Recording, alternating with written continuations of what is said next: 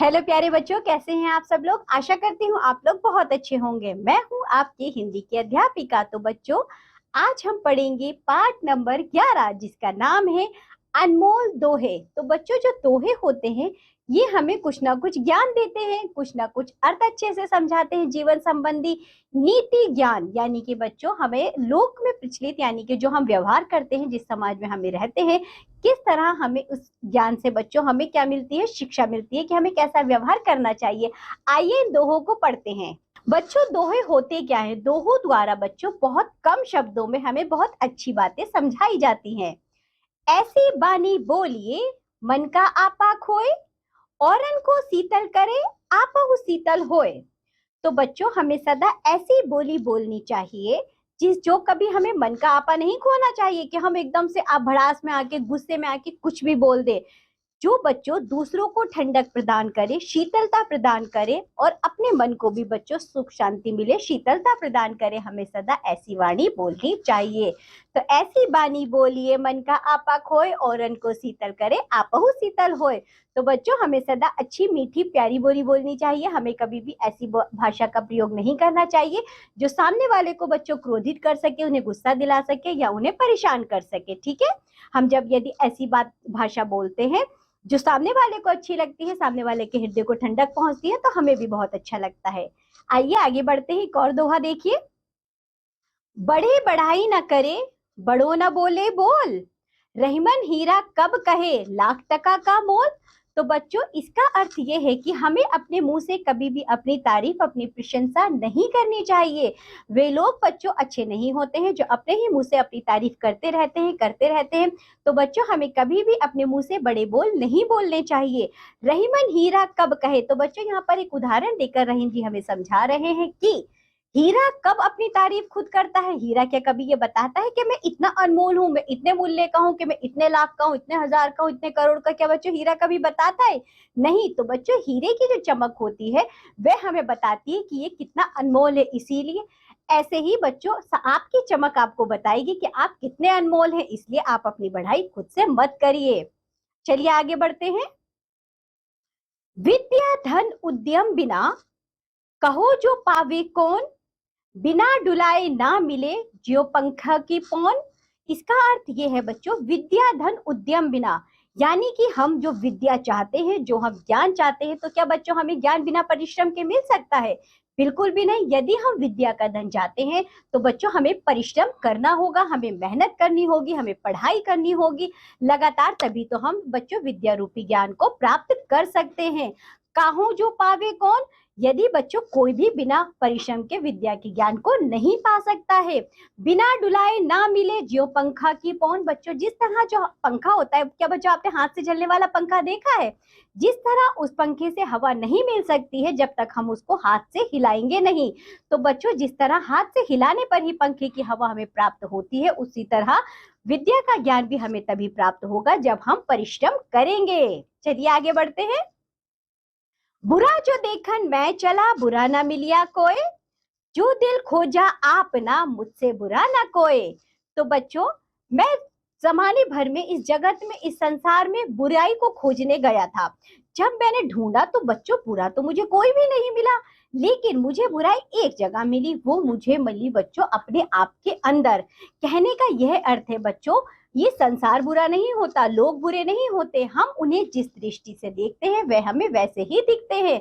हमारे अंदर ही इतनी बुराई होती है कि हमें सब लोग बुरे नजर आते हैं। हमें कभी भी किसी भी के अंदर बुराई को नहीं खोजना चाहिए। तो बच्चों, हमारे अंदर जो बुराई है पहले हमें उसे समाप्त करना चाहिए और उसके बाद हमें बच्चों अच्छी नजरों से, सकारात्मक दृष्टि से, बिना बुराई के लोगों को पहचानना चाहिए और उनसे मिलना चाहिए। तब आपको बच्चों जगत में कोई भी बुराई नहीं मिलेगी। बुरा जो देखन मैं चला, बुरा ना मिलिया कोई, जो दिल खोजा आपना मुझसे बुरा ना कोई। यानी कि बच्चों, आपके अंदर जो बुराइयां हैं, जो नकारात्मकता है, आपको पहले उसे समाप्त करना होगा, फिर आपको इस जगत में कोई भी बुराई नहीं मिलेगी। आगे बढ़ते हैं। गुरु गोविंद दो खड़े, काके लागू पाऊं, बलिहारी गुरु आपने गोविंद दियो बताए। तो बच्चों, इस दोहे का यह अर्थ है कि गुरु और गोविंद, इसका यह अर्थ है बच्चों, जो हमारे शिक्षक हैं वो भी, और जो हमारे पिताश्री हैं वह भी खड़े हैं। अब मुझे ये नहीं समझ में आ रहा है, मेरे जन्म देने वाले माता पिता, पालनहार माता पिता भी खड़े और मेरे गुरुजी भी खड़े हैं, जिन्होंने मुझे बच्चों जीवन जीना सिखाया, बहुत अच्छी अच्छी शिक्षा दी है। अब इन दोनों के सामने मुझे ये नहीं समझ में आ रहा, मैं दुविधा में हूँ कि मैं पहले किसके पैरों को छूऊं, पहले मैं किसके चरण स्पर्श करूं। तो बच्चों, भला हो ऐसे लोगों का जिसने मुझे बताया कि शिक्षक के ही पैरों को छूना चाहिए। जो शिक्षक होता है वही जगत में सबसे ऊपर होता है। तो चलिए आगे बढ़ते हैं। मधुर वचन ते जात मिटी, उत्तम धन अभिमान, तनिक शीत जल सौ मीटे, जैसे दूध उफान। बच्चों, इस दोहे का ये अर्थ है कि मधुर वचन ते जात मीठी, यदि हम मीठे वचन बोलेंगे तो उत्तम धन अभिमान, जो सामने वाला क्रोधित व्यक्ति होगा तो वह भी बच्चों शांत होने लगेगा। यदि हम उसकी उत्तेजना को बढ़ाएंगे, उसके बच्चों क्रोध को बढ़ाएंगे, उसके साथ हम उसी की भाषा में बात करेंगे तो बच्चों दोनों ही क्रोधित होते रहेंगे। तो ऐसे में हमें बच्चों, यदि सामने कोई क्रोध कर रहा है तो हमें बहुत ही शांति से, प्रेम से बात करनी चाहिए, ताकि सामने वाले का क्रोध बच्चों शांत हो जाए।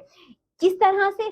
बिल्कुल वैसे ही जिस तरह बच्चों जब हम दूध उबालते हैं, जब दूध उफान पर होता है तो पानी की कुछ छींटों से किस तरह दूध बच्चों नीचे बैठ जाता है ना, इसी तरह बच्चों क्रोधित व्यक्ति का क्रोध होता है जब वह पूरे उफान पर होता है। यदि हम उस पर बहुत प्यार से बात करेंगे, शीतलता से बात करेंगे तो उसका गुस्सा बच्चों बिल्कुल ही शांत हो जाएगा। इस बात को आप याद रखिए। चलिए आगे बढ़ते हैं। आवत हिये हर्षे नहीं, नैनन नहीं स्नेह, तुलसी वहां न जाइए, कंचन बरसे में है।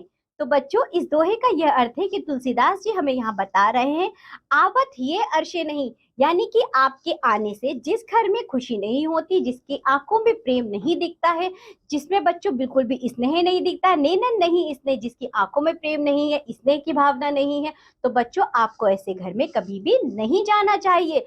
तुलसी वहां न जाइए, कंचन बरसे में, भले ही बच्चों उस घर में धन की वर्षा ही क्यों ना हो रही हो, आपके लिए बहुत अधिक धन हो, लेकिन जिस घर में आपके लिए प्रेम नहीं है, आपके लिए स्नेह नहीं है, आपको बच्चों एक ऐसे चोर वाली नजर से देखा जा रहा हो, तो ऐसे घर में आपको कभी भी नहीं जाना चाहिए। आगे देखिए। दया धर्म का मूल है, पाप मूल अभिमान, तुलसी दया न छांडिए, जब लगी घट में प्राण। तो बच्चों, जो दया होती है वह हमारे धर्म का मूल है, हमें सदा दया भाव से रहना चाहिए। पाप मूल अभिमान, पाप जो है वो बच्चों अभिमान का मूल है, हमें बच्चों अभिमान नहीं करना चाहिए, कभी भी हमें पापी नहीं बनना चाहिए अभिमान करके, हमें बच्चों सबके साथ दया भाव से रहना चाहिए। तुलसी दया ना छोड़िए बच्चों, आप अपने प्रेम और स्नेह का रास्ता कभी मत छोड़िए, आप अपने दया के भाव को कभी मत छोड़िए। जब लगी घट में प्राण, बच्चों जब आपको लगने लगे कि आपके शरीर में प्राण नहीं है, आप तब भी दया के भाव को नहीं छोड़ेंगे। तो चलिए, इस दोहे का अर्थ यही था। आगे बढ़ते हैं। रूठे सूजन मनाइए, जो रूठे 100 बार, रहीमन फिर पोइए, टूटे मुक्ता हार। तो यानी कि बच्चों यहाँ पर रूठे सूजन का अर्थ है, यदि आपका मित्र रूठ भी गया है तो आप उसको मना लीजिए, एक बार नहीं वह 100 बार भी रूठ गया है तो आप उसको 100 बार मना लीजिए। कि यदि आपका मित्र अच्छा है, सच्चा है, तो बच्चों ऐसे मित्र को रूठने नहीं देना चाहिए, उससे हमें मित्रता नहीं तोड़नी चाहिए। रहीमन फिर पोइए, टूटे मुक्ताहार। बच्चों जिस तरह मोतियों की जो माला होती है वह टूट जाती है तो हम उसको दोबारा से पिरो सकते हैं ना, इसी तरह यदि हमारा रिश्ता बच्चों टूट रहा है तो हम उसको बचा सकते हैं, यदि कोई रूठ गया है तो हम उसे मना सकते हैं। आगे देखिए। काल करे सो आज कर, आज करे सो अब, पल में प्रलय होएगी, बहुरी करेगा कब। तो बच्चों, इस दोहे का यह अर्थ है कि हमें कोई भी कार्य कल पर या परसों पर नहीं छोड़ना चाहिए। जो कार्य हमें करने के लिए दिया गया है, तो बच्चों हम सोचते हैं ना कि कल करेंगे, नहीं, जो कल का कार्य है उसे भी आज करना चाहिए। आज ही क्यों, हम अभी से ही शुरू कर देते हैं अपने कार्य को करना। तो बच्चों हमें अपने कार्य को बिल्कुल भी पेंडिंग नहीं रखना चाहिए, हमें अपने कार्य को कल के बजाय आज ही, आज के बजाय अभी ही करना शुरू कर देना चाहिए। तो चलिए बच्चों, अब कल किसने देखी है बच्चों, कल हो सकता है क्या पता कैसा समय हो, आपको समय मिले ना मिले उस कार्य को करने का, आपका कहीं और जाने का प्लान हो, कुछ भी हो सकता है। तो बच्चों कल कोई भी प्रलय भी आ सकती है, इसलिए हमें कल का कार्य आज ही कर लेना चाहिए। तो बच्चों ये थे कुछ दोहे जिनसे हमने अपने जीवन में बहुत अच्छे अच्छे अर्थ पाए, हमने जाना कि हमें किस तरीके से दूसरों के साथ व्यवहार करना चाहिए। तो बच्चों, इन दोहों से हमें यही सीख मिलती है कि हमें जीवन में अच्छा व्यवहार एवं अच्छे विचार अपनाने चाहिए। तो चलिए बच्चों, इन दोहों में इतना ही। नीचे इन दोहों से संबंधित कुछ शब्दार्थ दिए गए हैं और अभ्यास दिया गया है, वो आप खुद से करेंगे। अब हम मिलेंगे आपसे अगली कक्षा में, तब तक के लिए बाय बच्चों।